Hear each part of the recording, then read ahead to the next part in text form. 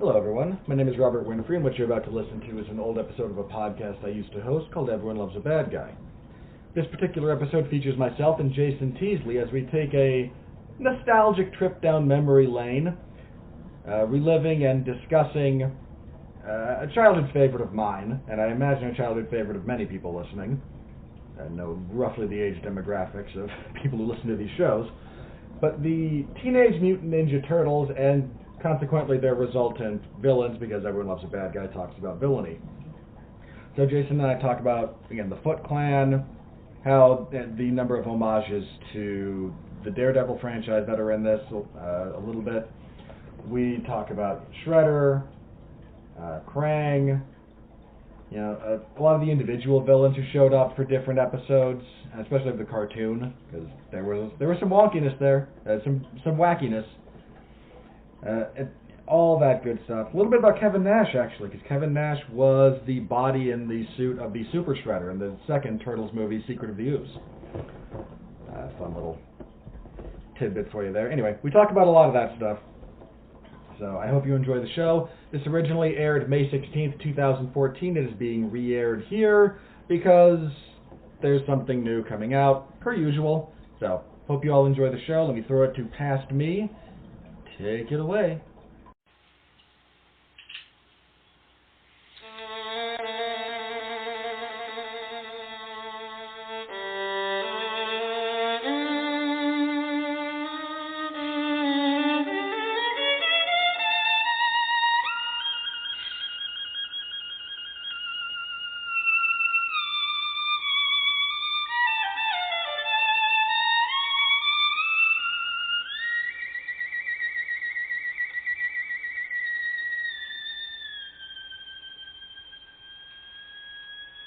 When the devil is too busy and gets a bit too much, they call on me by name, you see, for my special touch. To the gentlemen, I'm misfortune. To the ladies, I'm surprise.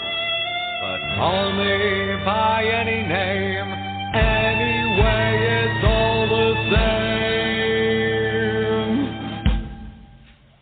I'm the fly in your suit, I'm the pebble in your shoe, I'm the bee beneath your bed, I'm the bump on every head, I'm the heel on which you slip, I'm the pin in every head, I'm the thorn in your side, makes you wriggle and writhe, and it's so easy when you're evil.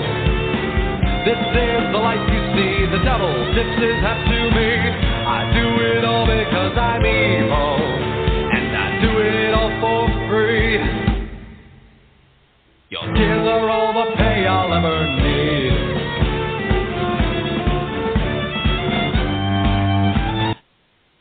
Hello, and welcome to another edition of Everyone Loves a Bad Guy. I am your host, your resident authority on evil, Mr. Robert Winfree, and thank you everyone for joining us live, not so live, many, many years from now. This could be being played loudly at my funeral upon my request. I might have to put that in my will now, just to mess with everyone. Alright, but again, thank you for being here, thank you for listening, for supporting the show, much appreciated, as is your support for all the shows here on the Rattleton Broadcasting Network. We do this for fun, because we enjoy it, hopefully you all enjoy listening to us as well, so thank you all again. Tonight, I'm starting to wrap up comic book villains, which has been my multi-month, I think, quest for the last little bit. I've been going through comic book villains. I'm thinking these aren't your main DC Marvel villains up here tonight, but these guys were comic book characters before they were ever anything else, be it that television series, Mattel action figures, whatever you happen to be. The Teenage Mutant Ninja Turtles, they were comic book characters. That's where they started. That's where they've had some of their best stuff, and, a couple of the TV series have been pretty good, some not so much, but they started in comics, so technically it counts. That's what we're tackling here tonight. Apologize, I've got a guest, Jason Teasley, the Rattleton Broadcasting Network's resident evil ginger. Who's going to be here as soon as we get this figured out. Just so if you're listening live, Jason, and I'll throw this open. I imagine that most people that listen to my show probably are familiar with the Turtles. So if you wish to call in tonight, Jason's going to be here for the duration. So if you want to call in, you have a couple of quick things to say, please do so. The number is 323-657-0901. Once again, 323-657-0901. And Jason, if you had the number punched in wrong, I hope that clears that up for you. So we're kind of waiting to see for him to get hooked up here, but I'm going to go ahead and start, and if he shows up, then I'm more than happy to bring him on. Yeah, there he is. There you are. Hey, Jason. Hey, what's up, Robert? Not too much. How's it going? I was having trouble with Skype as usual. I don't think Blog Talk and Skype have a good working relationship. I don't believe they do. Other people have had issues with that. It's a contentious, tumultuous relationship, as are most things between two products which are essentially free. Yeah, you get what you pay for. All right, so let's. We can kind of jump in here. I wanted to give a brief. I don't know how old you are, and I don't especially care that much. It's hardly a relevant thing 9 times out of 10. But wow, the turtle. Feelings. I don't care how old you are. I'm sorry. Anybody else out there? I'm 129 years old. Good for you. How many wars have you? 8. Oh yeah, name them. Civil, World War I, World War II. You could not have been in the Civil War. Yeah. Hey, I have like a Lazarus pit, okay? Oh, okay. Me and Roz, then you'd be older than that. I'm trying to, keep. I'm trying to keep my youth. All right. I don't like that. I don't blame you. All right. So, but I don't care how old anyone else out there. I don't care how old you are. It's irrelevant 9 times out of 10, and I maintain stance. Just like my age, generally speaking, is irrelevant unless I'm making a point about it. But the Turtles were a pretty big part of my life. I was born in 1985, so I grew up with the Turtles. They were my friends. They were generally speaking, kids around that age, from that generation, you were fans of one of 3 things. Generally speaking, if you're a male, for girls it was a little different.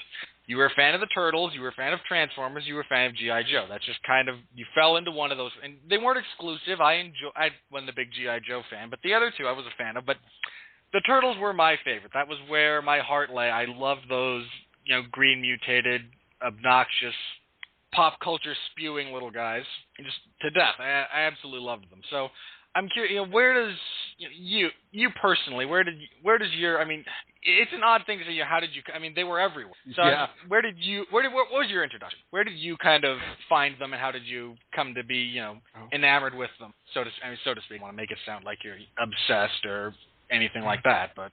Well, I did have my phase, because, like you said, Turtles were everywhere.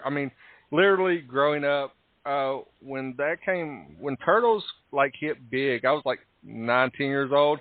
So, you could not go absolutely anywhere. And it was a cultural phenomenon, basically.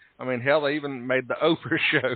But the way I came about it, I think I just, it was just one of those Saturday morning cartoon things. You saw it all the time? Yeah, it was just one of those Saturday morning cartoons. And it's I didn't even know the Turtles was a comic book before there was a TV show. That was something that I learned from you. When, you had mentioned it, and, me and you talking, I didn't know there was a comic book first, and it was just wow. And so I went back and read up a little bit. I was they went from, that's one of the good things about comic books. The Turtles have longevity, too. Look, it's 2014, and I think they're on their, 5th incarnation, cartoon-wise. 3rd or 4th, by and large. They're on their 5th. They're on their 5th feature-length film. 4th. No, you had the original 3. Then one of the. There's only 2. There's only 2. No. Yeah. Okay. No one acknowledges the existence of the 3rd Turtles movie for good reason. I cannot, in good conscience, even say go watch it just to prove that it exists.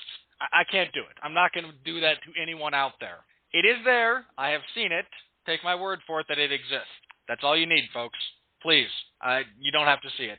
It's so bad that if you've ever seen any fans of Botchamania out there, Matthew, the guy who runs it, has on occasion spliced poster for Turtles 3 together with scene from the original, mind you, Wicker Man, wherein the protagonist comes over the hill and sees what it is, and he freaks out as he realizes what's coming, and then you pan over, and instead of the giant Wicker Man that's going to be sacrificed in, you get the Turtles poster, and you almost think he's underselling it. To those of us who have seen, great.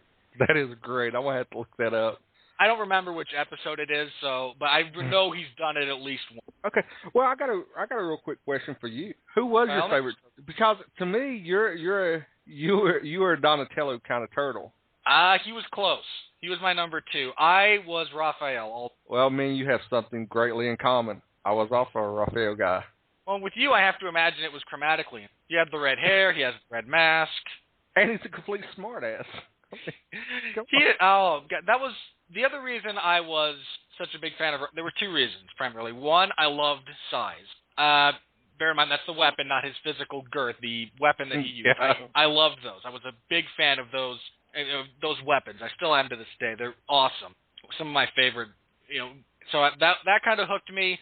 And everyone else I knew as a kid was a fan of one of the other 3. I was one of, for a long time, I was the only Raphael fan that I knew. Yeah, and that was the great thing about the Turtles was they were all individually awesome. Everyone had their favorites, but nobody looked down on any of the others. They were all useful. They all had distinct personalities. I mean, just such 4 distinct personalities who operate together just wonderful. But Raph was my favorite, followed by Donatello. See, in my circle of misfits, bandit of misfits, everybody was a Michelangelo fan because he was the quote-unquote loose cannon party guy, wanted to be the cool kid. And I was just, like you said, as you can imagine, the evil ginger, soulless person, just a complete smart aleck. I was just like, nah, Raphael's awesome. That's why I love the TMNT movie, because it actually got to show the character of Raphael a lot better than what the original movie saying. You got a good take on him. And basically the Turtles are society structure. If you think about it, you have your leaders, you have your brains, you have your goof-offs, and you have just like kind of reserved intellectuals. I guess. The sarcasm. Yeah, the sarcasm, because just kind of that loner basically. He's basically, and I hate to make this comparison, if they was the X-Men, he would be Wolverine. It's not an inapt comparison. I get why you hate to make it, but it's an accurate comparison, and also in the fact that he and Leonardo constantly butt heads, kind of the way Wolverine and Cyclops do. Yeah, and like I said, you have this. They had a good. The 4 of them had a good dynamic, and Splinter, Master Splinter was. It was just like the father figure. I can honestly say that I learned lessons, Splinter, in my little Raphael mask and my little turtle backpack. Back then you could buy. Literally, to rip off a line from Spaceballs, marketing was everything. You could probably have. There was probably Ninja Turtle toilet paper. I know there was towels because I had towels. There was glasses. Backpacks, lunch boxes. Mm-hmm. You had all this merchandising, and it was huge. Well, Turtles kind of fell into the same, and they're a little different than in particular G.I. Joe and Transformers, in that G.I. Joe and Transformers had this. The guys at Mattel had this brilliant idea of, we have a toy line, and the G.I. Joe characters and the action, that they'd been around for a long time. We're talking like World War II type. They've been around. The Transformers were kind of new, but they were kind of the same thing. And Mattel's logic was, we have these toys. Well, if we can create a cost-effective Saturday morning cartoon show that every child in America will watch, they will then buy our toys and our revenues will be exponentially increased. And it blew up. And the Turtles started as a comic book, but they were acquired for, they became... I think it was Mattel.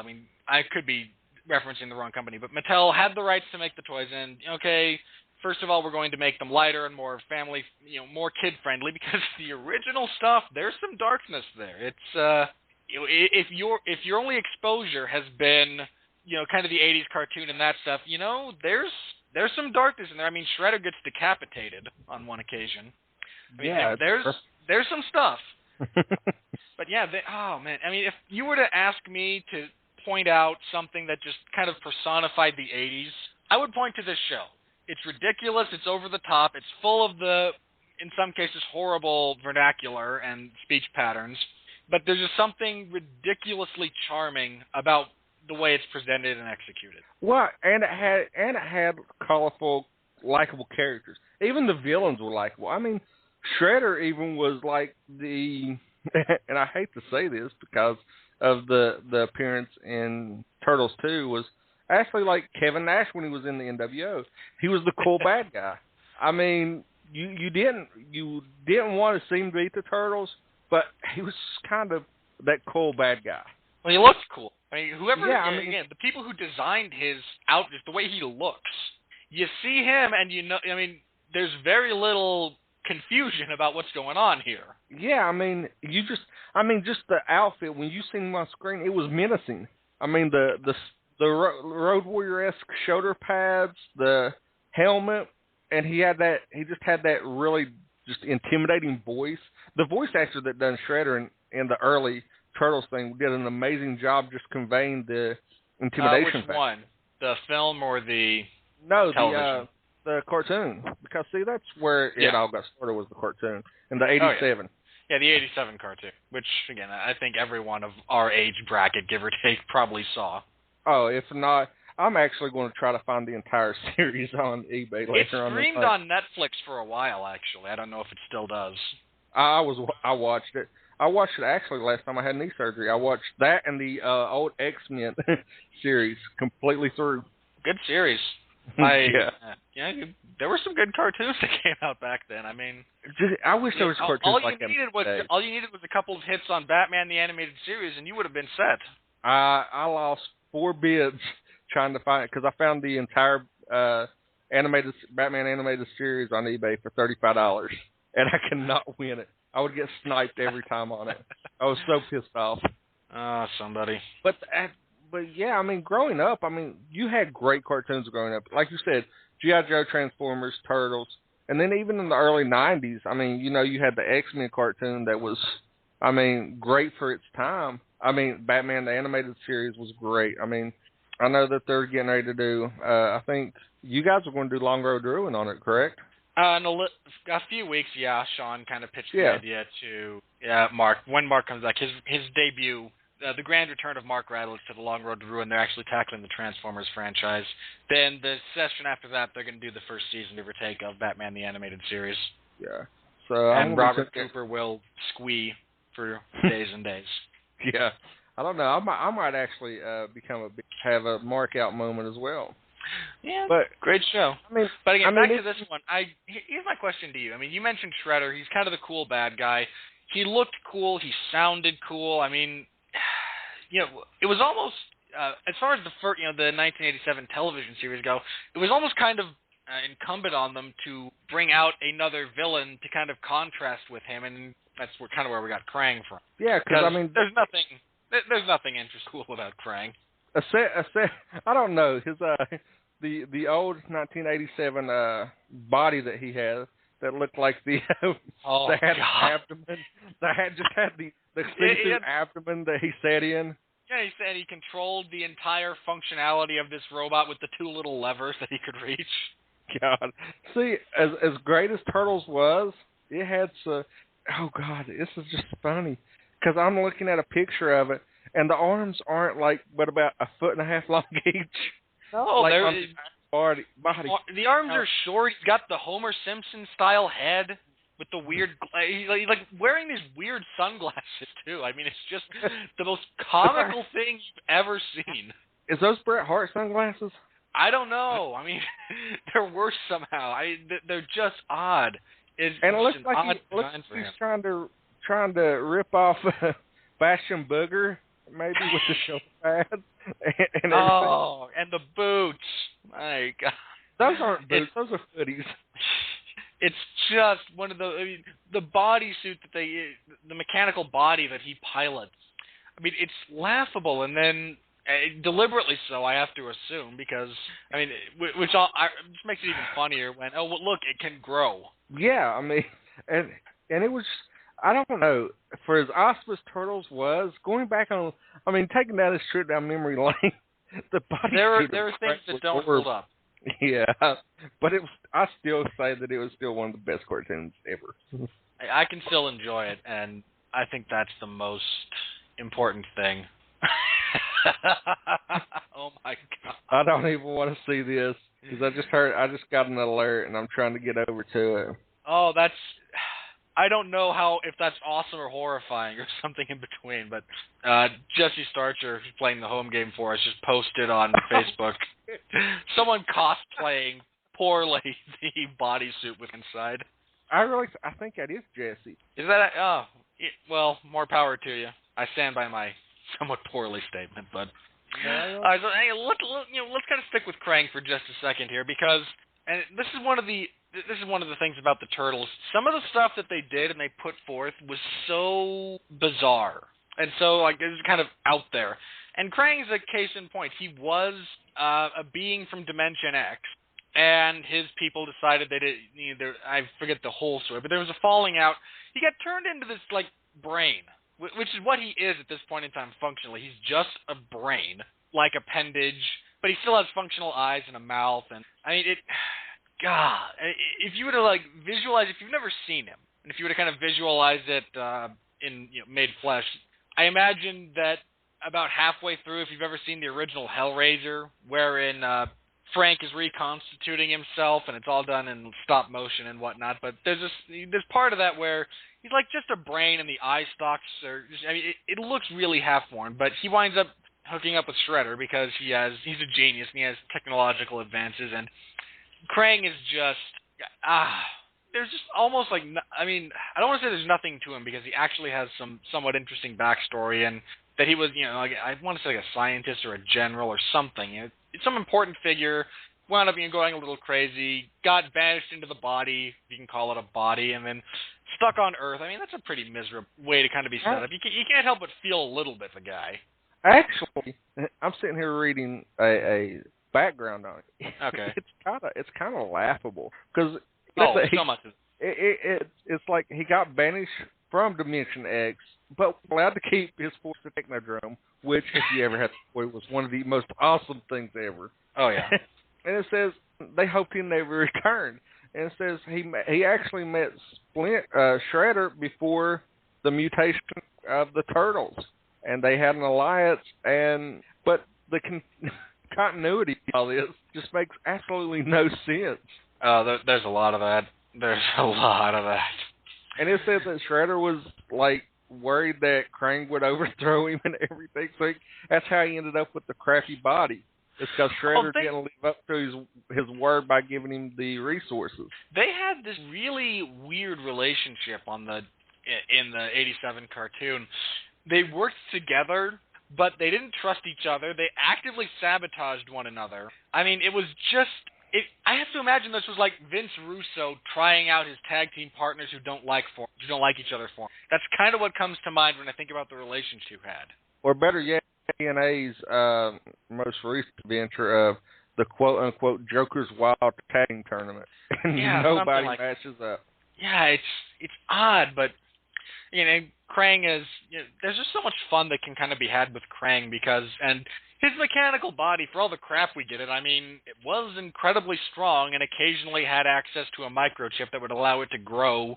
I assume there were PIM particles in there somewhere, maybe, that it just grows exponentially. And he was, in and of himself, kind of comical just because of, what he was, but he always kind of represented a somewhat legitimate threat.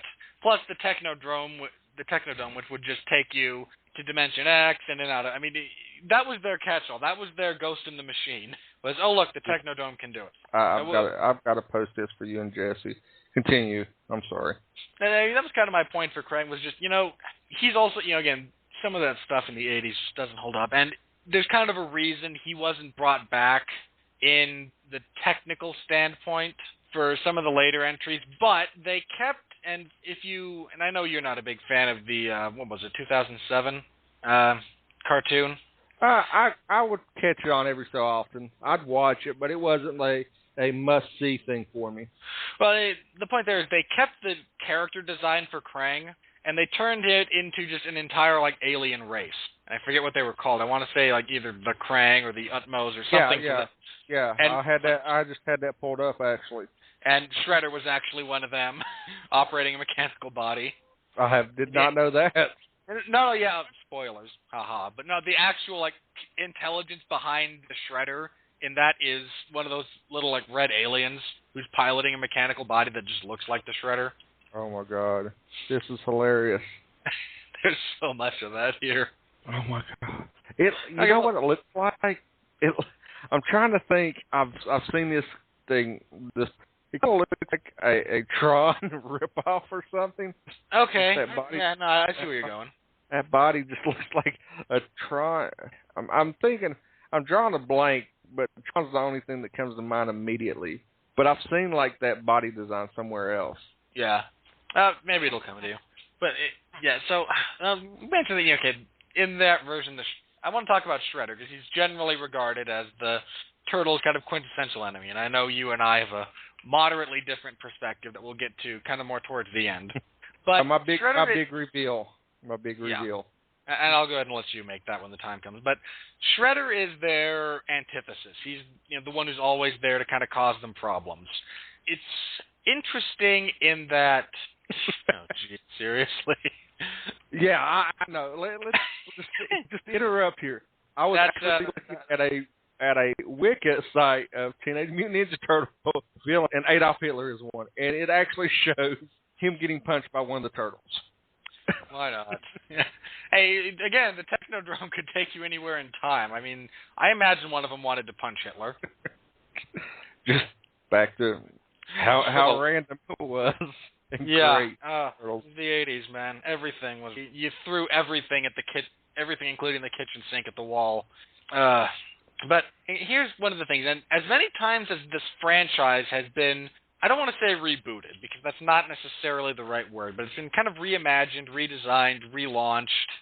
Fundamentally, it's always the same. But you get a character like Shredder who winds up with, there's slightly different backstories, depending on the version that you're talking about, as far as he goes, and I'll give you kind of the bare bones here for those of you who aren't familiar. The character of the Shredder is generally, and again, I'm going to ignore the fact that, he's actually an alien, piloting a mechanical body.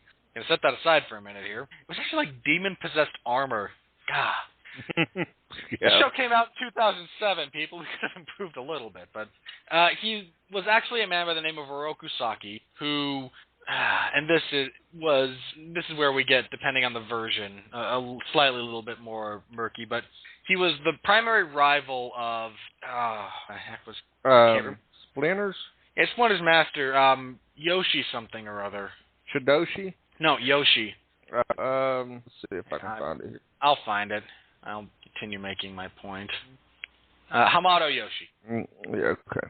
And their rivals, generally, what they competed over most was the affections of a woman. Women, they cause problems. Generally speaking, they competed over the love of a woman who actually loved Yoshi, who was Splinter's owner. Generally speaking, there's actually a couple of versions where, to make it more kid-friendly, Yoshi becomes Splinter after being exposed to the ooze, so that no one had to die, because it's a kid's show. There's me too a little bit, but... Yoshi fled to America with the woman, Tang Shen. They lived, and Saki vowed revenge, showed up, killed them both. Splinter, the rat, escaped into the sewers, where he was doused with the mutagen along with the turtles. They mutated, and that's kind of how we get there. And while in America, Oroku Saki begins leading the American branch, the North American branch of the Foot Clan, which is it's a ninja clan, and they commit. It becomes a kind of a crime boss. He just does it with ninjutsu techniques and sensibilities, as opposed to the traditional way like the Italian mafia would go about it. But he's physically a match for the turtles, which is always interesting when your hero is overmatched in terms of what they can actually accomplish if they get into. I mean, he overpowers all four of them at the same time, basically. He's a legitimate threat anytime they square off. There's a chance he can win. He knows what he's doing. He's a martial arts master, very intelligent, And I mean, again, when you kind of set aside some of the silliness that comes about because of 80s and mutated turtles and whatnot, I mean, kind of said he's a pretty serious threat. I mean, if you have not seen the 1990 theatrical film release, first of all, I would encourage you to do so. It is hands down the best film ever released about dealing with the turtles, and I'm going to maintain early prediction that stance will not be altered by the upcoming particular position. But if you haven't seen it, he carves out kind of an underground crime empire by appealing to kind of the disenfranchised teenagers of New York City, brings them in, gives them a sense of, you can do whatever you want here as long as you, steal as long as you're productive, and that you go out and you steal and you make money and but you can do whatever you want. And it's a really kind of interesting note that they touch on there, and one that if you were to bring it up again, nowadays, it's still interesting. Here he is. He takes all of these kids, and you guys go do stuff for him. And there's a lot of there's a lot of drug dealers and whatnot nowadays who use kids partially because they face juvenile repercussions instead of adult. You get busted, you're only a juvenile. There's limitations 9 times out of 10. But he's a really almost like a cult leader in that movie, and it's and he's still menacing. I mean, he beats all 4 of the turtles on the rooftop in the final scene, and is about to kill Leonardo when Splinter shows up. I mean, this is he's a cool bad guy in that if we go into pro wrestling parlance, this is the heel who doesn't take a backward step. He's not a coward. He doesn't use the thumb to the eye. He doesn't beg off. He doesn't cheat behind the referee's back. This is a guy who you hate, but he's going to stand up and he's going to fight you, and 9 times out of 10, he's going to beat you. Yeah, I could see that. And you brought up a really good point. The first Turtles movie, the way they done Shredder, his intro and the intro to the foot, which the foot is something we need to touch, part of the whole Teenage Mutant Ninja Turtle mythos as well, because that's basically the same training that the Turtles received from Splinter, but the foot was taught by Shredder. So, I mean, yeah, kind of technique equals. But Shredder was so awesome. And like you said, they did it in a nice way that could actually be related. Because, yeah, in New York, you have these disenfranchised kids that, feel that they have no self-worth. And, being a part of something bigger and being shown, hey, look, you can actually contribute. You can mean something and give them self-worth. You can pretty much, in that age frame, pretty much mold anybody into anything. I mean, and then Shredder was like, look, I give you free reign, but there's going to be a time it's like an 8-year-old kid smoking a cigar and shooting pool in that in that opening sequence when you meet the hideout. But he's like, but you can do whatever you want, but when I need you, you work for me. I mean, as long as you work for me, I'll take care of it. It's kind of like, this is going to sound really fun, it's kind of like the mob. It's like, a little bit, yeah. Do what you want to do, but in the end, I'll take care of you, so you provide for me. I mean, it's pretty cool. I mean, and just the taking the 87 cartoon to the 90s movie, just that visual was pretty awesome as well. Yeah. Because, I mean, you could see that, it wasn't a really harsh transition. At least in my eyes, it wasn't. It was like, okay, if this was a real person, that they came really close to showing a real person right there. Yeah, I mean, which is one of the great things. I mean, with the 1990 movie, we got thematically and kind of from an execution standpoint, it was darker. I mean, there was apparently a bit of an outcry because there's violence in it, but we're dealing with, first of all, there's nothing graphic and it's very stylized. So whiny, by and large. I mean, but again, early 90s, people were kind of whiny in general. But it went a little darker, but you had, again, all the characters were still there. And I mean, just to kind of your point about what you can, get with teenagers if you get to them and you can kind of mold their minds. At the end of that movie, after Casey Jones has taken out Tatsu, when all the other kids are standing around, what are you just standing there for? Let's get him. And Splinter kind of points out all of the false logic that they've been fed. And they kind of look at each other and just go, wait, we're a family. And I mean, Casey's response is wonderfully, I'm sorry, what, family? You call this dilapidated warehouse here and that unconscious guy, you call that family? And one of the finest performances by Elias Coates, who's had a great supporting career, by the way. But it is just he's a really great character in that, again, when you take even if you take a realistic approach, it's not that hard to imagine, someone kind of being like that. And again, when you watch, the first movie, there's nothing silly about it. This is not only does he not make jokes, he's not the subject of any jokes. He's a very serious character. And which is something that they would kind of lose in the sequel, but what are you going to do? But yeah, I mean, it was lack of a better term, it was grounded in reality outside of the whole mutated turtles and mutated rats. I mean, just the idea that they had with Shredder and the Foot, it was actually a grounded in reality. Like, look, because there is, I'm going to go out on a limb and say there's pretty much the possibility of some guy having kids go out and steal for him. In some of these major cities, I'm pretty sure there's probably gangs like that in major cities. Wouldn't shock me in the least. Yeah, I mean, but especially somewhere like down south, like around like Miami or something, or New York, Los Angeles, there's somewhere that has a tremendous diversity of people and huge population density. Yeah, that really have impressionable kids that feel like they don't fit in because, like, say they don't speak good English or something. They make them very impressionable. Yeah, and teenage, kids are kids. You have to watch them all the time, and even then, it doesn't always work out.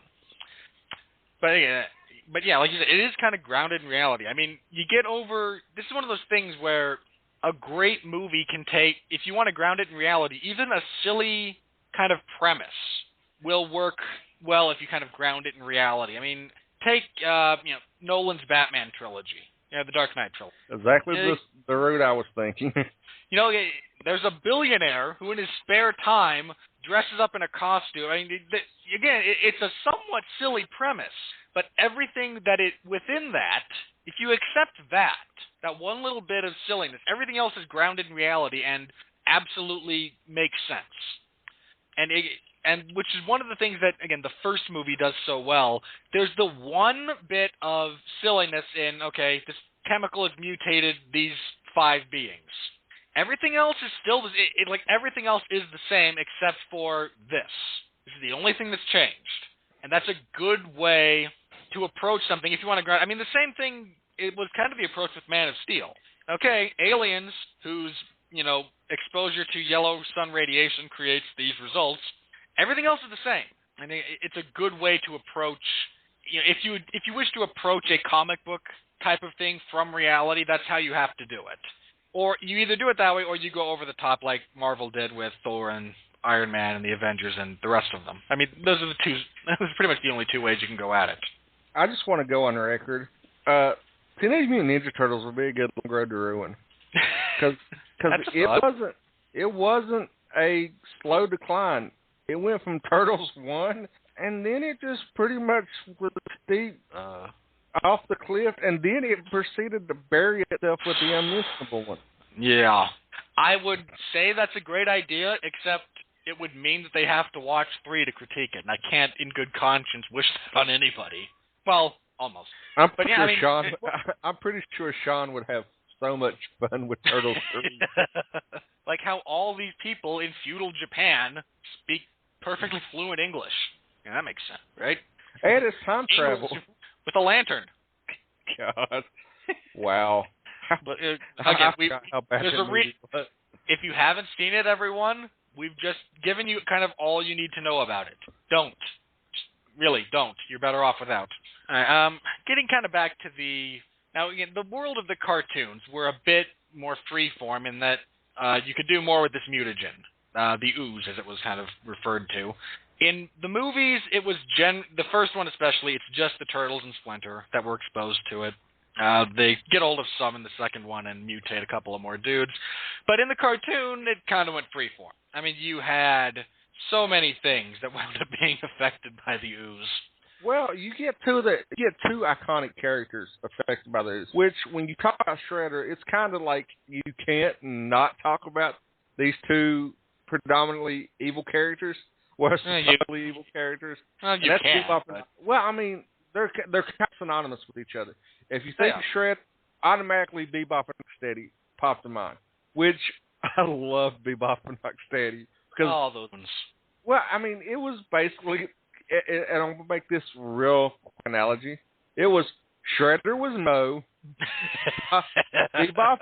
Bebop was Curly, and Rocksteady was Larry. It was Three Stooges. Oh, yeah, it was. Those two, I mean, they were such buffoons. Which was their point. I mean, they were there to be amusing. They were there for comic relief. They was there for muscle, basically, because one of the origins I read, I did research, actually, on some of the alternates, where they was both members of a predominant gang in New York, and they messed up a heist or something and got basically, quote-unquote, shamed, and for some reason I did air quotes while I'm talking on a podcast. And they got basically banished out of the gang they were in, and they were both pretty high-level guys. But it was just some kind of screw-up that they didn't calculate for. And Shredder had noticed them and was wanting to bring them in because they're just physical prowess. And he was like, well, I've got these two guys that are pretty much powerhouses. They're pretty much the dumb jocks and nothing but power. Well, let's mutate them with two powerful animals to battle the turtles. And what he didn't realize is the powerful animals didn't have no more intelligence than the humans he was trying to get. So he got twice the brawn and none of the brains. Oh, man. Yeah, those two. No Jesse. No pictures from that movie either. We're denying its existence here. Jesse is about to get banned. Let me say this. The only somewhat interesting thing I've ever seen associated with Turtles 3 is a complete tangent, by the way, but for anyone out there who plays League of Legends, there's a theory floated that the champion Jax is actually one of the turtles, which would make sense because he uses a lantern as his weapon in his original skin. He's got 3 fingers, he's got 3 toes, he's all cut, wielding a lantern, maybe. Again, that's the most interesting thing I've ever heard come out of that movie. Was that theory that someone at Riot Games decided this would be fun. And I just noticed something. I really noticed this. How racist was the Turtles? They created Pop and Rocksteady. I don't know. No. It was, you had, Steady was originally a short, stocky, blonde Caucasian who sported camouflage pants, which would be Rhino. And Bob, which is quote unquote reggae music, is a taller African. It really says was a taller African male with a purple mohawk. He turned into Bebop. Yeah, who carried the boombox. Exactly. And what did you predominantly see back then? Especially the inner cities. That's where you get street performers, and that's wow. Well, Donald hey, Sterling would not be happy. Well, hey, consider the original Mighty Morphin Power Rangers. No, because Cooper will start sending me messages and want to talk Power Rangers. And I'm just saying, you want to talk some racism? There's some racism there. There's racism everywhere. Racism during the 80s and 90s was nowadays. It's hilarious. That's pretty much all it amounts to. Jesse a picture of what they looked like prior to their transformation. Oh, jeez. That is, oh man. That is hilarious. Gloriously awful. But we got to mention 2 characters that were, I don't see. This is something I don't really understand. When you mention Bebop cartoon and the comics and everything, sadly you get the on-screen counterparts, which I don't know why they didn't use Bebop and Rocksteady, but it was what was it, Tozar and Toka and Razor in the second movie. They get Shredder gets a hold of some of the Ood. The doctor, one of the doctors who was kind of responsible for its creation. Oh, the doctor. I forget the actor, and I'm going to look it up, but great actor. I mean, really, one of those guys who has an actor is kind of underrated, but he's made some really stupid choices. But So to kind of counteract the turtles, he decides to create some freaks of his own. They get a hold of a baby wolf and an alligator snapping turtle and decide that these are the two most vicious animals we can find. So we're going to expose them to the mutagen, and we're going to see what happens. I don't know. I actually do not know why they didn't use Bebop and Rocksteady. There had to be some license or something. Which I imagine. Which, how could you not use, how could it be like a licensing thing? When you've got the whole universe, you've got the main characters there, but you couldn't use Bebop and Rocksteady. Maybe honestly it was too racist. And well, they went about it a different way. I mean, Shredder took humans and fused them with animals. In the case of the film, they were just taking animals. So in this case, you would have had a warthog and a rhinoceros, and you would have exposed them to the mutagen, and that's what you would have gotten. But you would not got the great personalities. No, you got Infant. Yeah. Which they looked horrible. I mean, really. Oh, Toka looked horrible. No, Razor. Razor was the wolf. The wolf looked worse. Yeah. Way worse. I don't know. Both of them were equally bad. Well, I'll say this for Toka. He's the snapping turtle, and I believe that's Toka. That's what I'm going with until proven otherwise. He was actually kind of a take on a character that was actually from the comics and whatnot, and that was the character of Slash. Yeah. Toka was the snapping turtle, and Razor was the mutant wolf. Yeah, but Slash in the comic, both in the comics and in the 1987 cartoon, was an alligator snapping turtle who was, in one version, he was actually Raphael's pet. He wound up escaping or being stolen and mutated. And he was, again, but there was some issues. I mean, in the cartoon, he was obsessed with the small plastic palm tree that was in his enclosure when he was just an animal before he was mutated. But he was kind of a badass. Yeah, and actually, in the new Turtles, I mean, I told you that I actually caught it. He is upgraded and is pretty much even more of a badass in the new cartoon. Yeah, I mean, he's one of those guys who the only edge the Turtles have on them is intelligence, which was kind of the case with Bebop and Rocksteady. I mean, in terms of just raw muscle, they were superior, but the Turtles were also technically more proficient. But they would kind of use their brains to outsmart them. In the case of Slash, I mean, that was all they had. Because he had been, again, Raphael's pet, so he had seen all of their training, so he knew what they knew and was stronger than they were, and they just had to find ways to psychologically manipulate him so they could outsmart him and get one over on him. But Slash, I always thought he was kind of underused, all things considered. Yeah, I mean, he didn't get really a fair shake per se, because I mean they could have done so much more with him and made him just like completely the Turtles equal. Yeah, I mean you could have done even if you wanted to, you could have turned him into kind of a psycho. I mean you're a big fan of Carnage. You could have kind of gone that direction with him. Oh, for sure. I mean he would have been one of the perfect characters to go down that route with and do a Carnage like turn persona, just because I mean here's the 2012 version. I'm gonna look, and in the 2012 TMNT, this is the one I was talking about. He is pretty much he says I never liked the name because before his mutation they called him Spike, and he says I never liked the name Spike, call me Slash, and it is because he tries to because he's kind of got Raphael's smart-ass attitude, and he kind of tries to get Raph to leave the Turtles, and him and Raph form a team together. Well, Raphael being the more unbalanced, I imagine he's the teenager who suffers from depression. Occasionally we'll have blow-ups with the others. I mean, you always have headbutts between them, but Raph always kind of blew up a little more than the others. And he decided, no, I don't need, typical teenage fashion, I don't need you, I can do this on my own, and Slash overhears this, and they go off on their own, and Slash is just a little bit more brutal, a little bit more violent, a little bit more extreme than Raph thinks is necessary. Even then, he beats them. I mean, that's kind of the thing with Slash, is he beats Donatello and Michelangelo, he beats Raphael. I mean, Raph is actually the one who finally stops him, but it's not easy.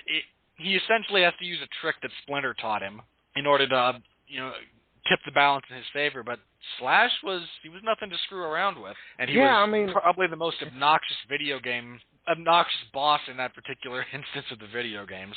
Well, it's like I said, I'm kind of reading along, getting some some of the alternate backstories.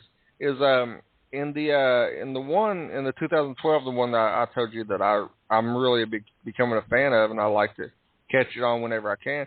It says that him and Ralph was actually best friends, and he respected Raphael and hated the other three turtles, and his goal was to destroy them so Raph would be on his own. So basically, he was a jealous girlfriend.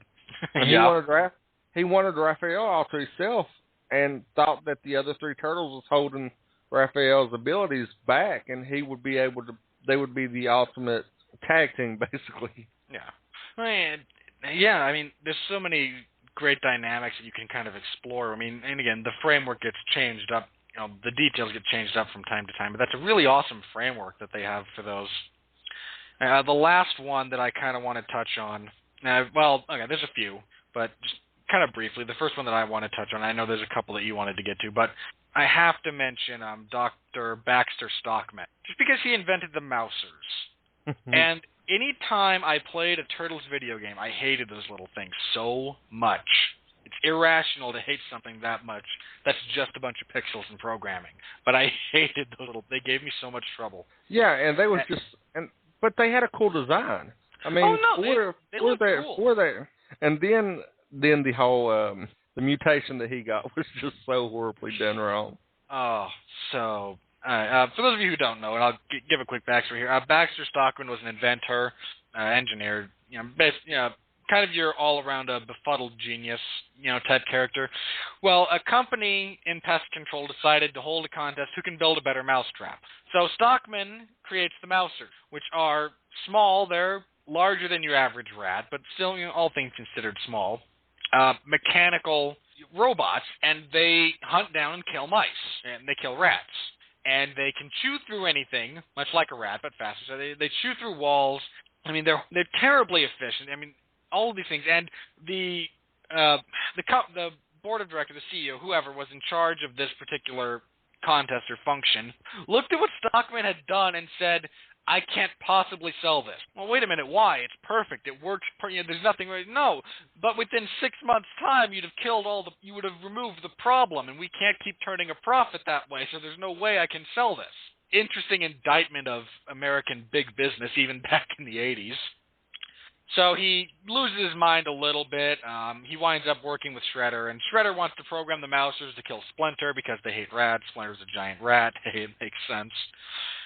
He winds up accidentally. I mean, the way they got him to where he was just straight rip-off of various versions of the Fly.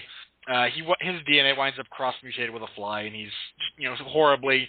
I don't think you could ever do that storyline again. And here, something like that, just because between the version in the 50s, it stars Vincent Price, he's not the Fly, but between that version and Jeff Goldblum's incredible performance in David Cronenberg's version, it's just a story that has seen the peak of being it's a story that's been told the best it could possibly be told. He gets turned into he gets mutated with a fly. It's amusing, and you get a bunch of jokes kind of at the expense of that, and as a character, he's kind of sniveling, but those frickin' Mousers, man, they come out of the walls at the worst time when you're down to like your last health bar, and they move around on the ground, and you can't hit them normally because they're so low to the ground. Their hitbox is like half the size, only a few attacks work. No, I'm on my last health bar, don't die. And of course, right then you realize, no, I'm out of quarters too. Oh, you gotta love that. I'm dating myself horribly, but that was my experience with it. I'm going to, since you're a big Baxter Stockman guy, I'm going to drop a little knowledge on you about him. All right. When it comes to personalities, he and his future ego share. Oh, I don't even want to know. No. What Jesse started was playing the home game. He posted a picture of the Mousers that Stockman designed, and then one of the bipedal graboids from the second Tremors movie. And oh my God, similar. That's startling. There's some shocking similarities there. All right, Jesse, quit playing the home game for a second. Let's quit playing the home game for a second. Let me drop some knowledge. All right. It says when it comes to personalities, Baxter and his future egos shared the personality traits with Starscream from Transformers and Snively Kiddobar from the Santam Sonic the Hedgehog. Only differences are that Starscream is far more braver, destructive, and even crazier compared to Baxter Snively, as he actively and continuously tried to overthrow Megatron, as does not hide his treacherous ego.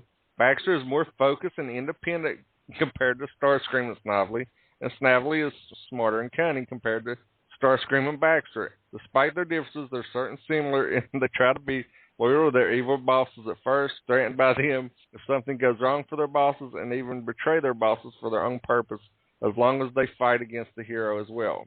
However, Starscream and Snively have actually worked with their enemies before the common cause and have even joined hero factions where Baxter has not. That was a pretty common trope from the 80s, wasn't it? You had the somewhat useful, kind of sniveling sidekick who wanted to overthrow the boss. Which I was a Starscream fan. A lot of people were. Although I'm not going to lie, I cheered when he got nuked by Galvatron in the 1984 animated Transformers movie. Vastly superior to anything Michael Bay has put in the franchise. Hey. That's a different story for a different time. My point is this. Optimus Prime dies in the first act, so the first third of that movie. And you get a stronger emotional reaction as a viewer than you do when he dies in the second Transformers movie after almost 2 hours worth of screen time. Yeah. You failed to develop your characters. Shame. Well, also, it was, in my personal opinion, the 80s Transformer cartoon wasn't just, it was character-driven, not just big explosions, bang, bang, pow. Yes. You had it. Yeah. You had it. Each Transformer was a character. They weren't props to make things go boom. They were individuals. And they wasn't racist and having the black car be the black guy of the group. Hang on, we're not talking about that because I've seen the second Fast and the Furious movie wherein Tyrese becomes every black stereotype ever. Between Tyrese and Ludacris, we've hit everything in that movie. I want to throw this out there. Was the two Transformers that everybody claimed to be so racist actually Tyrese and Ludacris from Fast and Furious 2? I don't think they were. I don't care to look it up, but it wouldn't shock me in the least. No, I'm just saying the comparison. Was it? I don't think in Too Fast, Too Furious we ever find out if either Tyrese or Ludacris is illiterate. So I'm not sure. Which is actually one of the points with one of those little guys. Like, hey, you're from Cybertron. Read this. Oh man, I can't read, man. Nah, man, you need some. Hey man, I like things ain't gonna boom, man. Reading stuff, man. Hey, urban robots. Yeah, they turn into Boomhauer. A little bit, yeah. Just a little bit of Boomhauer. Ghetto Boomhauer. Seriously, I couldn't understand them half the time when I watched that movie. Like, wait, I know you're speaking, but no, it doesn't make sense. I couldn't understand them. I didn't want to understand them. We're tad off topic, but golly, yeah, that was. It wouldn't be an appearance by me if we didn't go off topic at least 5 times. Glad to have amused those listening to my urban robot impression.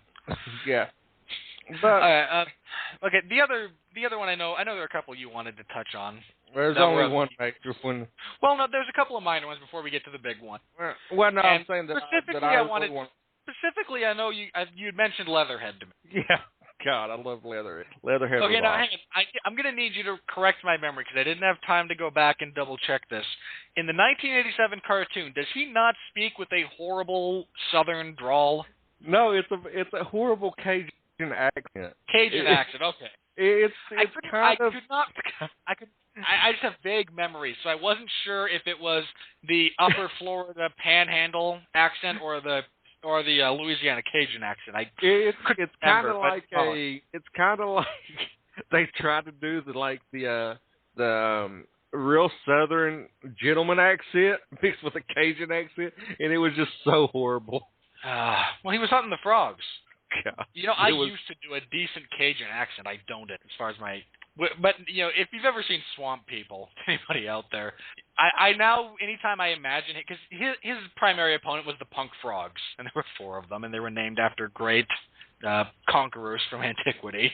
He was like Napoleon, Attila, Genghis, and I can't remember the fourth one for the life of me. Hold on, I'll look it up. Talking. Okay, but he's opposing them, and now whenever I think of that, I have like, if anyone who's seen Swamp People, like Troy Landry's voice in my head going, I got to get them frogs. Yeah, I mean, but which is ironically enough would be more interesting and potentially intimidating than the butchered together, the cobbled together version they gave us.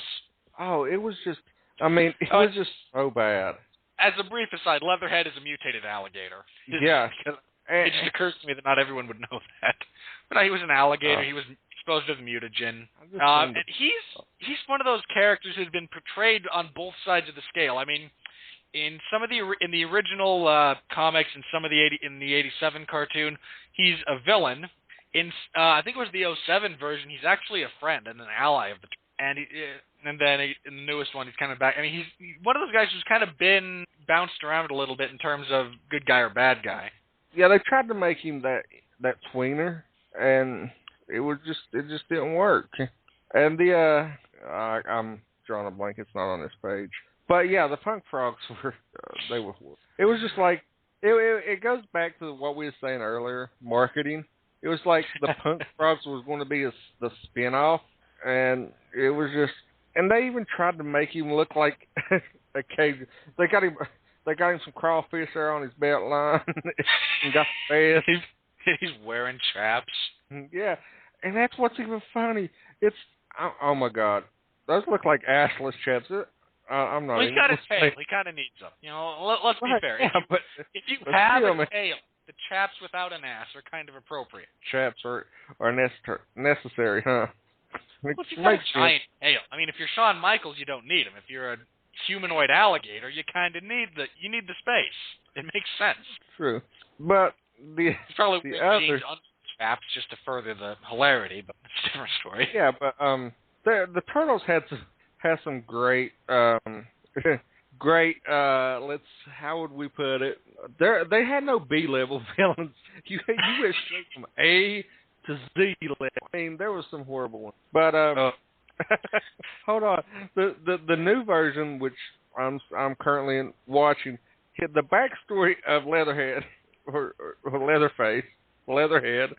God, to avoid confusion with the mentally retarded killer of chainsaws. No, actually, somebody actually has Leatherface written down on this synopsis. It said he was I'll say this. To anyone who's seen Texas Chainsaw Massacre, I think it's part 4, The New Beginning, the anthropomorphic alligator would have been an improvement. Is that the one with Jessica Biel? No. Okay. No, that's the new. No, that was the. No, I'm talking. This one is so bad. God, I think it's called It's The New Beginning, Part 4. It's awful. I mean, this is the most ridiculous thing in the world. It stars like Renee Zellweger and Matthew McConaughey in like their first starring roles. They both tried to have the film blocked from being released. It ends with like. I know which one you're talking about. It ends with him swinging his chainsaw at a flying saucer. Yeah, I know which one you're talking about. I'm just saying, replace Leatherface with Leatherhead. I'm more sold on the movie. That's my point.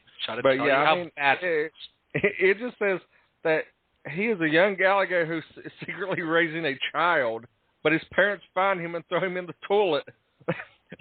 So basically, how this is worded is he was raising the kid, and they threw the kid. They discovered the kid, and they threw the kid like somebody screwed up. The actual backstory is kicking her around. No, I mean, the actual backstory is he was just an alligator being raised by a kid because there was actually a time when getting your kid a pet alligator was a thing. And the parents decided it was a bad idea, so they flushed the alligator down. This spawned the myth of there are alligators living in the sewers of metropolitan cities because baby gators are cute and then they get big, and you can't domesticate an alligator, so it might kill you. Which brings me just go down a rabbit. Do you remember the horribly done, I think it was late 70s, early 80s movie about the alligator in the sewer? The giant crocodile? Yes. It's so obviously like a regular-sized crocodile that they put in front of a movie screen and projected the film. Oh, God, yes. Yeah. Oh, it was horrible. But it was your classic 80s movie. It was so bad that it was awesome. Oh, that whole decade was so bad it was awesome. I've kind of come to that conclusion. Yeah. Well, the only other one I really wanted to touch on was a little. No, we'll save the big one. We'll save the big. Was a little guy who he was voiced by Townsend Coleman, and he was a recurring character, and he was one of the very few villains from the comics that actually made the transition to the cartoon, outside of the Shredder, the Foot, the Triceratrons, and Stockton, and that's the Rat King. I did research on him. He's an interesting character. I mean, he's been portrayed a bunch of different ways, and all of them are just kind of like equally interesting. I mean, he's a homeless man kind of living in the sewers of New York who, for one reason or another, shares a telepathic link with rats. He has. That's why I wanted to save him before we get into the big one, because of his. Because I know it would be a character that would really intrigue you because of his backstory. Because, like you said, he was a homeless guy that. It's kind of like this is going to be the horrible movie Willard. Which version? Well, the most recent that had the guy... Crispin Glover. Yeah, that lived in the basement and he attacks us where he works and everything. But they're both pretty awful. Yeah, well, that's the only one I'm familiar with. I'm not familiar with. But it's a remake of like a 70s movie, and that movie is most famous because the title song "Ben" was sung by a young Michael Jackson. Worse, but that's why it's famous. In his comic, he's shown, and it's another reason why I like him. He in the comics he was actually a ginger. Well, you got to stick together. So that's one reason why I kind of migrated toward him. But his first incarnations, he was basically a rip-off of the Pied Piper. A little bit, yeah. And he even was able to affect Splinter, which was a really nice little twist because of that bond he had. Didn't he get Splinter to attack the turtles at one point? Yeah, and he was also highly intelligent, and he was this kind of he was basically a necessity scientist. He can make like bombs using household chemicals and stuff, and be really effective with them. And but in the I imagine he's like the progenitor of the race of mutants from the Futurama series. Yeah, or the Morlock. Anything that you've ever flushed down the toilet, I have, and I can use. Yeah, or he was the first Morlock. All right. So, I mean, but when he came to the cartoon, is where he became the homeless man in the dilapidated portion of New York City. That he was he was in real close proximity to the Turtles' lair and never knew it. And he tried to overthrow the government and bring world royalty, kind of like, the trope back then would be like, let's overthrow and I'll be the supreme ruler of the world. Well, why mess with us? And he claimed that rats were the inferior species to humans, which also an 80s trope. So I mean, and it's just how they kind of just weave his stories. They don't make him they kind of play him off as a minor threat. Well, the interesting thing with him is he falls into this weird category, from what I understand, where as a threat, he's a minor threat. But when he's an ally, he's just useful beyond all compare. I mean, the Turtles treat him with a great deal of deference in some of the other versions. They run across him, and he's this, kind of benevolent ruler of the rats. He's kind of like the Aquaman, No. Because Aquaman is awesome. I've taken my share of crap. And don't get me wrong, I understand why some people don't, think Aquaman's a little goofy. And if all you know is the Super Friends version, even if all you know is the Super Friends version, he can bring Cthulhu to the surface whenever he darn well pleases. You shall not mock Aquaman here. No, what I'm saying is the perception is he's not like a focal point, but he has all these assets that when combined with other elements, combined with other people, that could be a huge downfall for somebody. I mean, that's like you get Aquaman paired with somebody. If you want to slightly screw your comparison, the only hero to my knowledge, to ever single-handedly take down Dr. Doom was Squirrel Girl. And I did a whole podcast of extolling the virtues of Dr. Doom and how no one person, I mean, Reed Richards is kind of his downfall, but it takes a team to bring down Doom no matter what you're doing. No. Squirrel Girl, single-handedly, on more than one occasion, has undone Dr. Doom. Hey, you know Pat just threw something through his computer for you saying that, right? Hey, you know what? I'm okay with it. It happened. Well, however you feel about it, it actually happened. Yeah, Jesse posted the new Rat King picture that's from the series that I'm currently watching, and that will give you nightmares. Yeah, that's a pretty scary looking dude there. He kind of looks like the dude he looks like the Creeper from Jeepers Creepers. I've never seen the movies. I was going to say he looked like most of the serious incarnations of the Scarecrow. Well, yeah, I see that. But I've actually never seen either of the movies. I had a friend who saw the first one, and he told me, I laughed throughout the entire third act when they're supposed to be building tension. Apparently there's a sequence where they try to run the Creeper over, and he just walks over their car like 5 or 6 times. Their solution to this is, no, stop driving. We'll pretend the car stalls until we get close enough, and then we can run him over. Yeah, it's not. The first one was better than the second. Well, I saw trailers and I was like, nope. I didn't care much for the first. So now that we've got all the thing, and we've built the tension to who I think is the biggest villain, bad guy, downfall of the Teenage Mutant Ninja Turtles. And Jesse Starcher, you were correct in your assumption earlier today when you messaged Michael freaking Bay is the biggest villain to ever encounter the Turtles. Because if you have seen the trailer to the new Turtles, it made me want to gouge my eyeballs out and try to forget that the Turtles even exist. And I love my Ninja Turtles. Okay, there's a couple of things I'm going to kind of say here as far as, I suppose you could moderately call it defense. There's a couple of things. First of all, when they announced they were making a Turtles movie, Turtles had to be CGI. I accepted. I mean, if you look here, which is kind of crazy when you consider, I implore you, if you've not seen the 1990 Turtles movie, find it. Track it down, because I showed that movie to, again, I'm the oldest of 4, my 2 youngest brothers, who I have one who's immediately younger than me by a couple of years, and then there's a 13, 14-year gap between them and between us and my next 2 youngest. So, the point there, my immediately youngest brother Charles and I had seen that movie and enjoyed it. So when they announced they were making that one, I kind of, I grabbed my 2 little youngest brothers and said, before we get into this crap, you need to see this. So I implore you all, find it. It's to this day the highest grossing Turtles. And I mean, we live in an age where sequels tend to get exponentially more money than their predecessors. That was not true for these movies, and there was a time when it wasn't true in general. But the first one is, I think, hands down the best.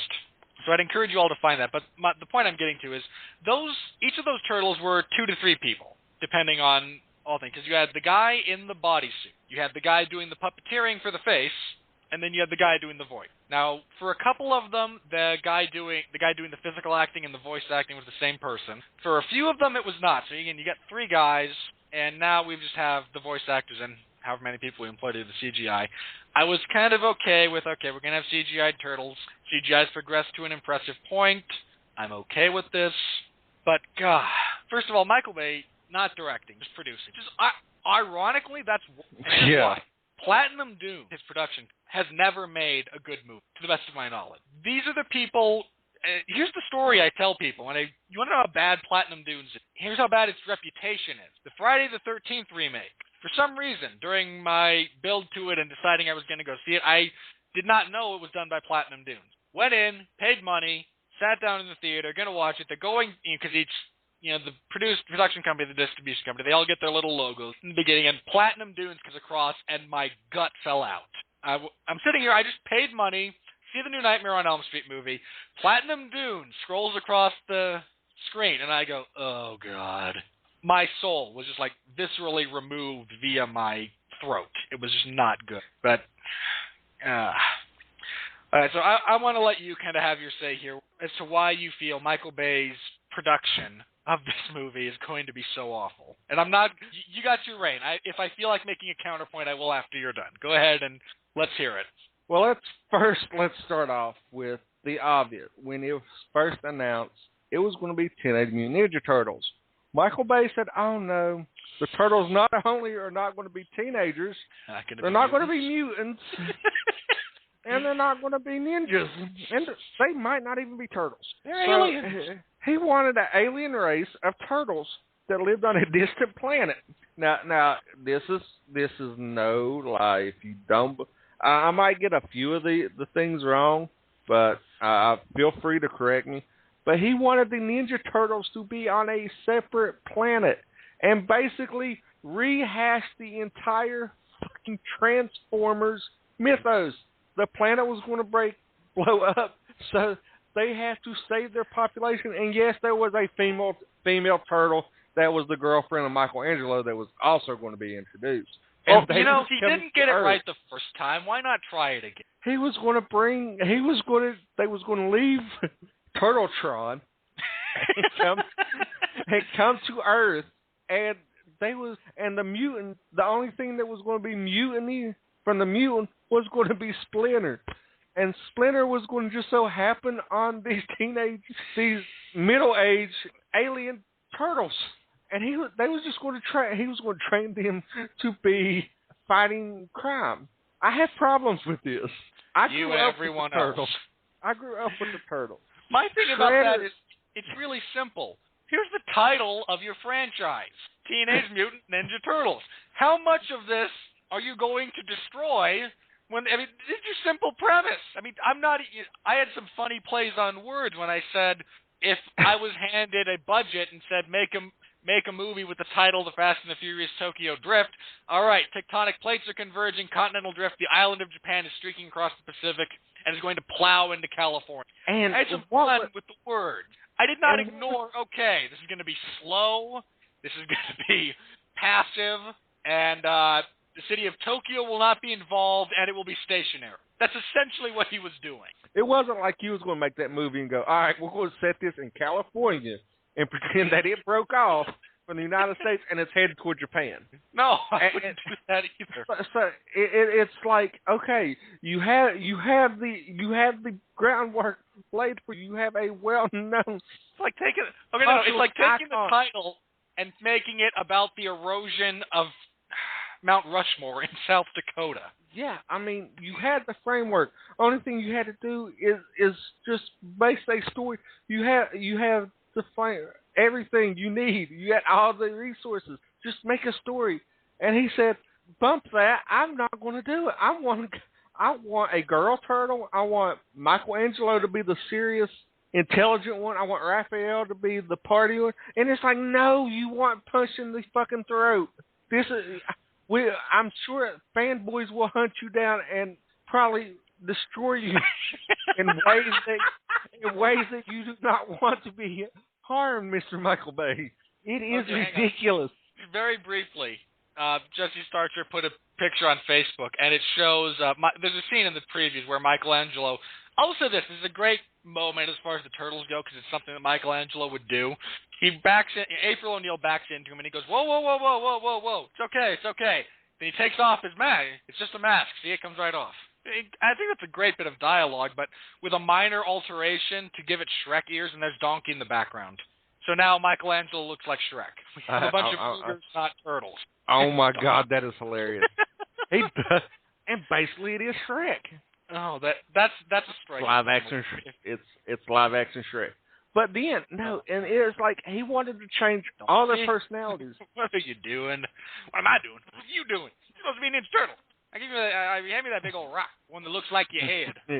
Yeah, it's just why mess with why try to fix something that's not broken? You ruined great that he didn't go that way. You ruined Transformers. Yeah. Oh, he didn't ruin Transformers. He made bad movies. It doesn't mean he ruined the franchise. Or that doesn't mean he ruined it.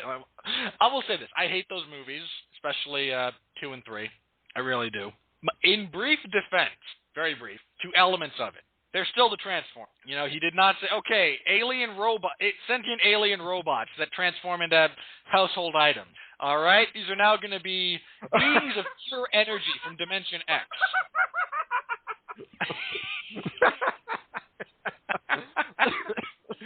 Oh, my God. Jesse, I'm going to kill you because I'm pretty sure that laughter sounded horribly on air. No, you sound... Hey, look, if you ever want to hear horrible laughter, listen to any one of Mark's replayings of Pat Mullen's GSP's I Lost My Smile speech, because I'm the one laughing like the joke in the background. Oh, my God. That is one of the funniest bits on there. It's a classic. It's probably still here on my sound bites. I could probably play it if I wanted to. But, seriously, I mean, why ruin it? I mean, he basically did. I mean... I feel sorry for kids today that watch Transformers from Michael Bay's perspective, and they're like, why did you tell me this was good, Dad? And you have to go back. Oh, don't even. The only good thing was, and this is what's funny, is because Megan Fox hated Michael Bay so much that she didn't want to be in any more Transformers. But how the hell compared him well, okay, hang on. First of all, the quote was she compared him on set to Adolf Hitler. Well, the Turtles fight Hitler. They do. That's been proven on this podcast. But the point being, she didn't like the way he conducted himself on set, and he got offended, so he replaced her with a lingerie model with no acting experience. It was about a push, because Megan Fox is for virtually nothing. And apparently they made up, and now she's going to be April, which... let me say this. More than anything else about this movie that I have seen so far, okay, I'll accept... Okay, we have CGI turtles. Visually, they're all going to be... There are things I can accept. Why is Megan Fox on screen? Ever. There was a brief moment in time wherein her physical attractiveness managed to overcome everything that was wrong. And that past 5 or 6 years, there's no legitimate reason for her to ever be on screen again. And instead, she's going to be April. Don't get me wrong. I like me some Megan Fox. Now, as long as she's not talking, or I like has a bag over her head, has her tattoos effectively covered up, and you don't see her man thumbs. I like me. And if anybody thinks Megan Fox is like ungodly hot, look up Megan Fox thumbs and then come back and talk to me. She has two big toes as thumbs. She has toe thumbs, and it is probably the most disgusting thing I've ever seen. But if she could get those fixed, she would be hot. But what ruined me on Megan Fox was the movie, and I'm going to hate to admit I actually seen this. Wait, hang on. Don't say it yet. I want to guess. You were the one who saw Jennifer's body. Yes. I knew it. The only thing about that is you see her tits. That's the only redeeming quality of that movie. Come on, it's written by Oscar winner Diablo Cody. And yes, I said that with a straight face, but I'm going to crack up now. I mean, I think I was one of the only 5 people that seen it. Something like that. It was issues. Many. No, this is. I'm going to give it some credit. The first, I want to say, third of the movie isn't that bad, but there's a part involving a refrigerator that once you see it, you're like, okay, I'm out. I'm done. Just I'm taking a nap now because the rest of this movie will suck. All right. And what it is if you've never seen it, have no plans to see it. No, I'm saying if you ever want to see what I'm talking about, because it is laughable. I'm pretty sure you might be able to find it on YouTube. Just look up Jennifer's body refrigerator scene. All right. Because I would consider that. I would try to explain it. It is her crouched down like a frigging frog in front of a refrigerator eating raw meat, and lets out a Andrew Garfield-like scream, as Pat Mullen would put it, when Uncle Ben dies. No. Yeah, but she's trying to be like menacing and scary, and it's just like, I think my Little Pony is more intimidating than you right now. All right. But going back, casting her as back on track. Okay, casting her as April, huge mistake. I'm going to say now, because April is supposed to be our link to the turtle. She's the human experience that we all kind of live through vicariously. it's important that she be cast and acted properly. And again, if you haven't seen the first, I'll stretch this and say the first two. I liked the April and the second Turtles movie as well.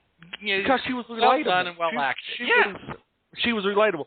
She wasn't this uber hot female that was like, if you've seen, when I think April O'Neil, I think of the yellow jumpsuit and a lady that, you could just go up, that you could actually have a conversation with. Not somebody that that just has bitch face on 24/7 and that is like uber hot. April is a good comparison.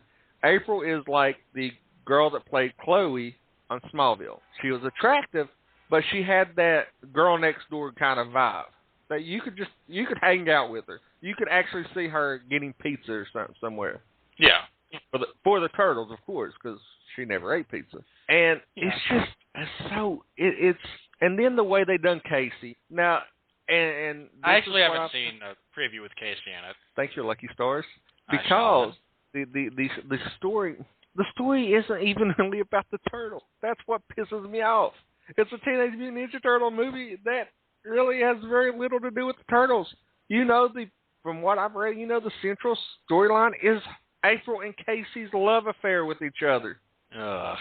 It is a love story between April and Casey with the turtles as background characters, which pisses me off. Which, essentially speaking, my problem with the Transformers. Here you have the Transformers. You have Optimus Prime. You have Bumblebee. You have all of these, and these are characters. These are personalities. These are individuals who whether you were with the cartoons or the comics or however you did it, you appreciated the characters. These were people. Don't get me wrong. They're sentient robots, not humans. They're not Homo sapiens, but they're still people. And Michael Bay uses them as props for jokes about Shia LaBeouf's parents and Megan Fox. I mean, they're not props. They're not gimmicks. They are characters. And if you're doing that with the Turtles, oh, God, heaven help you, Michael Bay. I was prepared to give you a little leeway with Transformers. A little, because then part of that is, as I mentioned before, I love Transformers. If you get me to rank the big three, which is G.I. Joe, Transformers, and the Turtles, for me it goes Turtles, Transformers, G.I. Joe. That's why I don't care at all if the G.I. Joe movies suck. I don't care. I'm right there with you. That'd be my rankings as well. So the Transformers get butchered from a character standpoint. Still make gobs of money, and they're not all bad. Let me briefly say there are good parts in one. I think the final third, give or take, of the third Transformers movie is pretty good. It's an effective war sequence. Besiege City battle sequence. I think it's pretty good as far as that goes. Patrick Dempsey, not so much. Different story. The rest of the movie, the fact that it's over. Again, there are some good parts. I don't find anything redeeming about 2. I'm sorry, but that's just me.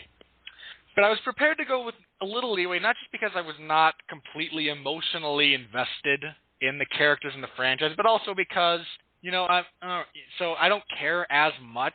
I still cared. I still got annoyed, but there was no nerd rage, if I could borrow the term. I was annoyed objectively because of these issues that I perceived. It was not necessarily the most emotional, visceral response that there's a good chance I'm going to have. Which, again, Michael Bay is not even directing, he's producing. Michael Bay as a director has done movies that I enjoy. Hold on, everybody, stop the presses. We all hate Michael Bay. Well, I hate some of his movies. I've never met the man. I have no opinion on him. I think he's a douche.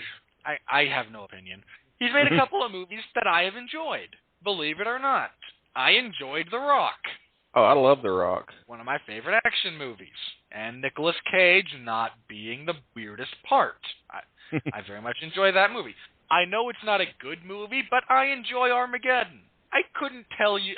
I'd have to watch it again with my analytical brain on and figure out what about that movie appeals to me and makes me go, I can enjoy you. But I enjoy Armageddon.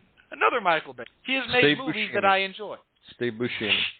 That's what makes me like Armageddon. That's the only movie I've seen Ben Affleck in that I haven't wanted to throw something at him. Now that I think about it. Just as an odd side note, but again, as a director, he is capable of making action movies that are enjoyable. Again, there are enjoyable moments to the first Transformers, and the last third of the third one is not bad. as a producer, there's not. I got nothing. I absolutely have nothing. Like I said, Platinum Dunes has probably the worst track record of any production company I've heard of. And they did all of these crappy horror remakes, and bad ones, folks, bad ones. And the fact that he's just producing this and they're just using his name value because he made gobs of money with the Turtles, with the Transformers movies, and will again with the forthcoming Age of Extinction, despite the fact that Mark Wahlberg is dazed and confused. Have you seen that bit on... Okay, look. Mark Wahlberg, to me, is 90% of the time completely replaceable. And that's not necessarily his fault. He has to be in the proper capacity. But he strikes me... There's a Family Guy bit, I think, about Mark Wahlberg where he's wandering around Boston going, where's my... what's going on? How did I get here? And he's like, no, that's probably Mark Wahlberg's daily life. Doesn't know where he is, isn't quite sure how he got here. So, what annoys me even more than Mark Wahlberg being in it is the fact that he actually wanted The Rock to be in it. And, I'll see anything with The Rock in it, pretty much. Well, he did say... Well, you're sitting here going on about Platinum Dunes, and... I am. It has... Do you have its list? Hang on, I will find its list. You find on it what you think is good, and I will decide if I agree with you or not. All right. The Purge up to the last 20 minutes was a good movie, even though... Well, okay, hold on. The Purge had a great trailer. and phrasing. The movie itself, I liked it to a point up to the last 10 minutes, but it was call me crazy. I actually think the sequel will be better. We're on a brief tangent. Great. But I haven't seen... I don't know when it's to be released or anything, but it looks like The Purge was attempted to be very intimate and very kind of claustrophobic in its execution. I haven't seen it. And that story they're trying to tell is better suited to kind of a chase or an open-air action film than a in-tight thriller. That's why I think this sequel might be better. If you watched it, what's funny? No, I'm saying Ethan Hawke. If you watched it, Ethan Hawke is like Jackie Chan in the sense that... This is another Family Guy bit. If Peter Griffin arrives in Chinatown and thinks everyone is Jackie Chan, because again, stereotypical Westerners think all Asians look like Jackie Chan. It actually does run into Jackie Chan, and Jackie Chan just says, "Oh my God, Ethan Hawke," because Ethan Hawke is your stereotypical Caucasian. But what's sad about it is you could have wrapped that whole movie up in 20 minutes. Seriously, you would have wrapped them. And if you ever watch it. It's like one of these. You're sitting there and you watch it and you go, "Why would they do that? This movie could have been over. This movie could have ended an hour ago and had the exact same outcome." But okay, the new Nightmare on Elm. I've only got like a few. I've only got 21 listed here. For some reason, it's not pulling. IMDb's not wanting to work with me. The new Nightmare on Elm Street. Please don't try to defend that movie to me. I'm just saying. I'm just going to notice the new Friday the 13th where Jason is a mole man. Again, anyone out there who's read the Redwall books, I now imagine Jason speaks like a mole. Probably. Now I love those books. And I didn't need that. Now I'm going to defend this one. I kind of liked it. Of course, I was a big fan of the original, but I kind of liked the remake of Amityville Horror that they done. I can't stand. First of all, the original, it's boring. Nothing happens in that movie. Yeah. Here's my thing with that. The story behind the movie and way they marketed it was genius. And that is the stories about the movie are exponentially more interesting than the movie itself. Yeah. But we're getting way off topic talking about we've crossed over. All right. So there's been my complaints, and I agree with you. If the Turtles can overcome the production of Michael Bay and the direction of, hang on, I'm going to look up the director, someone who does not have a cab driver. This man does not have a Wikipedia page, which means in the world of MMA, he's a cab driver. I'll step this up just a little bit. In the world of film, this means you make music videos that are crappy. No. Do anybody make music videos anymore? Yes. They still do. They just don't get released on MTV because they have reality television. Well, I mean, do they just go to YouTube now? I don't know. I really have no idea. But that's my thing. If you're a director and you don't have a Wikipedia page, you make crappy music videos for second-rate bands instead of being a cab driver and a second-rate fighter. For Nickelback. Don't. You know what? Don't hate on Nickelback just to hate on them. I'm not a big fan, but I don't know who else has crappy music videos. I don't care that. Here's my point. You've got a nobody directing. You've got Michael Bay's name attached as far as producing goes, unless he's phantom directing. Because I will say this. If Michael Bay was directing and there was a screenwriter who I was aware of, I would be cautiously optimistic that I could watch and enjoy the movie. As it stands, I'm just horrifyingly depressed. Yeah, I'm not. I was excited when I found out that he was doing Turtles. My enthusiasm was very much depleted when Michael Bay's name was attached to it, and then I wanted to. I felt like somebody gave me a nice swift kick in the balls when I seen the trailer. This man has now violated my entire childhood. As long as he don't violate you. Everything that I loved as a child, I feel, has been, for some reason or other, handed to this man to handle, and he has done nothing with it but violate it. Yep. And stop violating my childhood. Yeah, it's like he had a... There should not be explosions in a movie about ninjas. No. As a thematic element. Just don't blow stuff up. So how's he going to blow stuff up? Well, he'll find a way. He's Michael Bay. Things go boom. Yeah. I'm with you. Okay, here's my question. Serious question. Are you going to see the movie? Well, put aside, this is one of those things where, before a movie comes out or whatnot, people get really excited. In some cases, you get really angry. You complain about it. And end of the day, my question to you, before we wrap up, will you be plunking down your $6 to see the movie? I will illegally stream it. I find your answer to be acceptable. I mean, I will illegally stream it because I don't want... When I feel violated, I at least want to have dinner and some flowers and some candlelight as I'm getting violated. Okay, I mean I want it to be at least a little intimate. The NSA is listening. Well, hey, this we've established that the Radlichen Broadcasting Network has a vast reach when it comes to unpaid interns across various, be it the UFC or various Hollywood companies or wherever it is. The unpaid interns are listening, and no one knows more about unpaid interns than the federal government. So it is entirely possible that your admission of I'm going to illegally stream it will get you served with something. My name is Jesse Starcher from Marietta, Ohio. My accomplice is Patrick Mullen. No, I would not throw Pat under the bus. If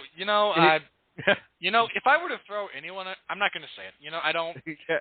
I know. With someone in the man cave. That's all I'm saying. Oh, I was Jeremy thinking, Lambert under the bus here. Probably I was thinking someone else. No. If it was going to be somebody, just as a joke, I would probably say, no, I'm Jeremy Lambert, and I can prove it by reciting Taylor Swift songs off the top of my head. That's an ongoing joke on my podcast. I don't have anything against Jeremy, guy. No, I like Jeremy. I like Jeremy. I mean, I have no ill will toward him. Yeah. I know what you mean. To other people, but I don't think he's poisoned my water hole or anything. But I don't know. He might. But he'd probably try to pay some more how he'd go about it. But I mean, it's like I said. Anyway, so if the NSA is listening, be aware you may get a court summons. In which case, you can just we're joking here, folks. I'm fairly sure, and here's why I'm pretty sure you're joking about that. It's easy enough to just wait until it's up on Netflix. Because nobody will even care if it illegally streamed. That's another reason. All right. So let me say this. If this movie is able to overcome all of the obstacles, the Turtles have no peer. They can overcome anything. If they can overcome this, nothing can stop them. Not a darn thing. That's my perspective. Yeah, right. It's like the litmus test. If you can succeed after Michael Bay gets a hold of you, you are a time-honored tradition. There's a degree of truth there. All right, we got about 4 minutes of live time, so plugs are probably going to run into the overrun. To everyone listening live, if we go over, thank you for listening live. Jesse, Benjamin, I know you're both listening. That's Jesse Starcher, who plays the home game and keeps us constantly amused. In this case, I am now going to forever see Tremors 2 and blame Stockman for the walking graboids with their infrared powers. And to Benjamin J. Colon, who does the title card work for The Long Road to Ruin from time to time. Thank you guys, and to anyone else listening live. We're going to cut off in, like I said, about 4 minutes. We'll probably be doing plugs and just wrapping up, but thanks for listening live. So, Jason, what are you plugging? Hey, I'm not Robert Cooper. I can do my plugs in 4 minutes. Only thing I've got going on is this coming Thursday night from the Cheap Seats, 9 p.m. here on the Razzle Broadcast Network. We have a special guest that's going to join us to talk Michael Sands and social media's impact on sports. And it is our patron father, Mark Radley. He is coming away from the Jonas Exodus, climbing up into the Cheap Seats, joining me and Jesse because Coop has a job and it kind of takes him away and everything. So he's kind of on a little hiatus. Well, he's kind of a little on hiatus. So I've told him I'll keep his seat warm. He's, whenever he gets everything lined out, he'll be back on. But that's the only thing I really have to plug. Alrighty. I'll try and do mine with a bit of brevity. My latest column, which goes live every Friday in the MMA zone of 411mania.com, is called Locked in the Guillotine. This week, I make a compelling argument for Matt Brown to get the next shot at the UFC welterweight title. And so go ahead, read it. I make my case. I make it pretty clearly, I think. And to the unpaid interns, that's the fight we want to see. I don't want to take the chance that Johnny Hendricks and Tyron Woodley decide it's a good idea to see who can out-wet blanket the other one, because that might happen. I've seen enough fights from both of them where that was the game plan. I don't want the chance. I don't want it. Robbie Lawler had his shot. He lost pretty decisively. Good fight, but nobody thought he won. There was no Clucky.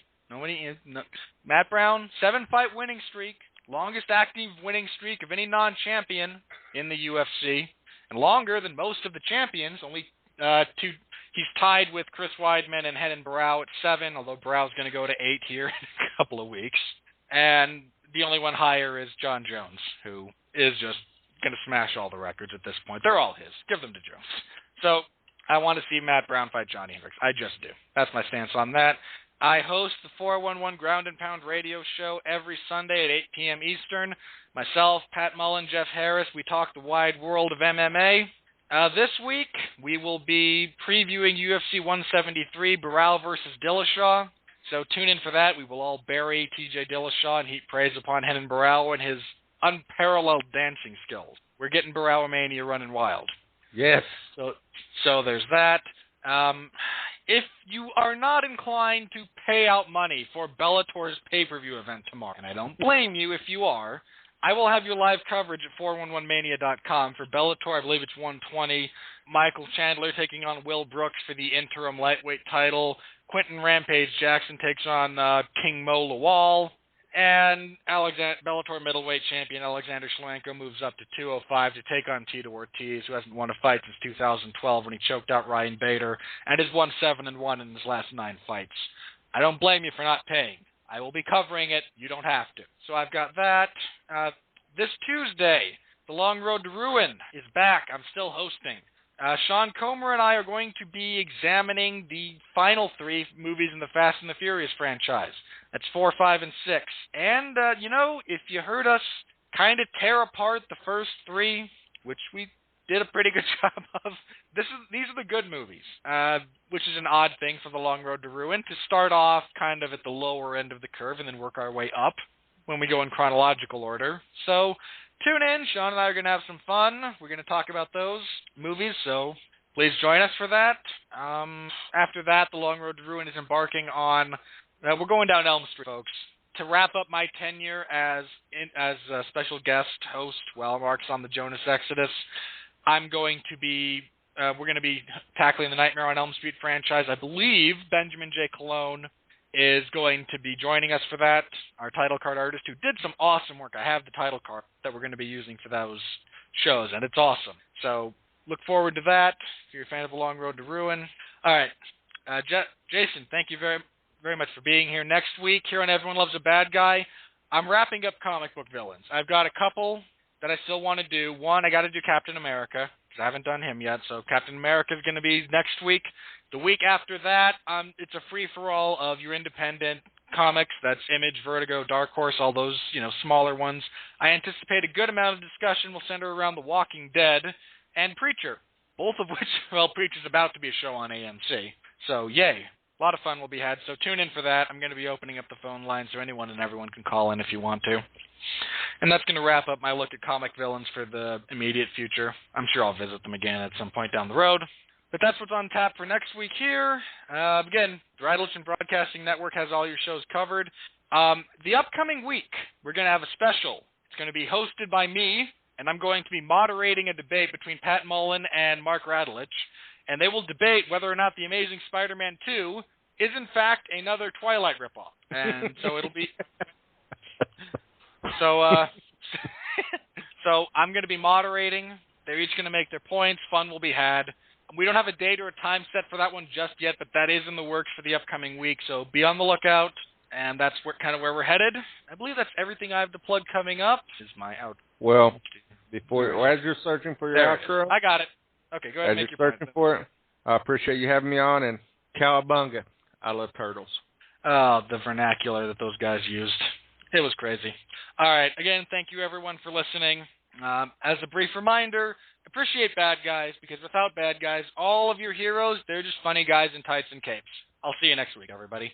So say good night to the bad guys.